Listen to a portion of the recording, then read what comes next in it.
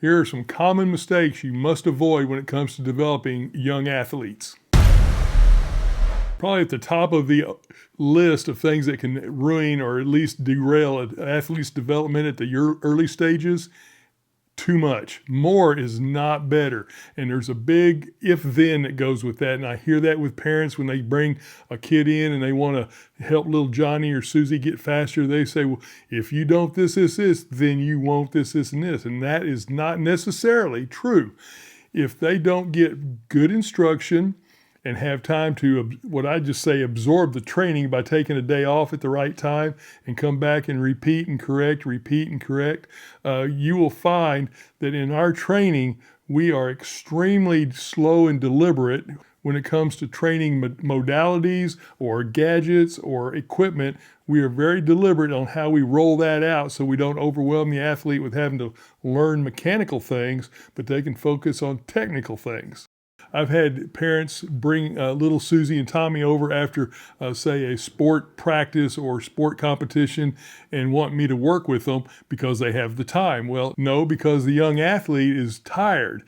And what I will tell them once we start a program and I go, no, this is not working today, I have shut workouts down during the warm-up because I see the fatigue element, and I tell them, we can't go fast because they're not able to go fast.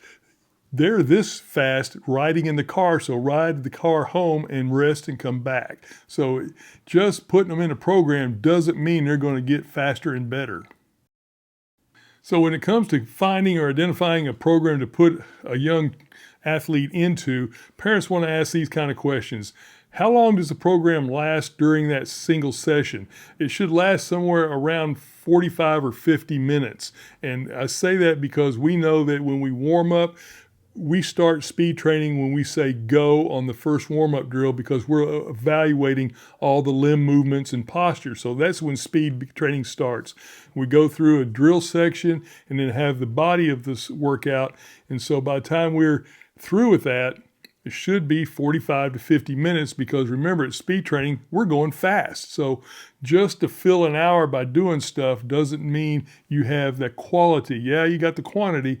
Quantity and quality do not mean the same thing. When parents go into a facility or a program, if it's not in the literature provided, they want to ask the supervisor or the head coach, what is the workout composed of? There needs to be relevant drills. Obviously stretching and warming up is always a given. I'm going to say that's automatic. And then do the drills match the program? So I've seen drills, it's like, I don't know what you're doing and I can't predict what the program is because those make no sense.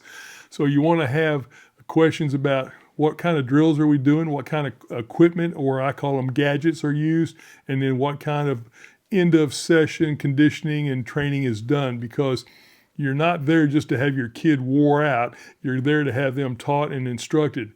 And if the program is good, when they run fast, there's a conditioning element built in.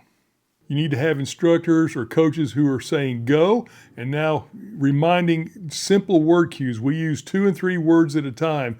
Elbow back, knee up, head still, and giving them constant reinforcement on the key elements of technique, even while they're in motion. With resistance training and the importance it has into speed, you'll never replace technique as the defining element for improving all athletic areas, whether it's the lifting or the running. All of this can be found at kingsportstraining.com.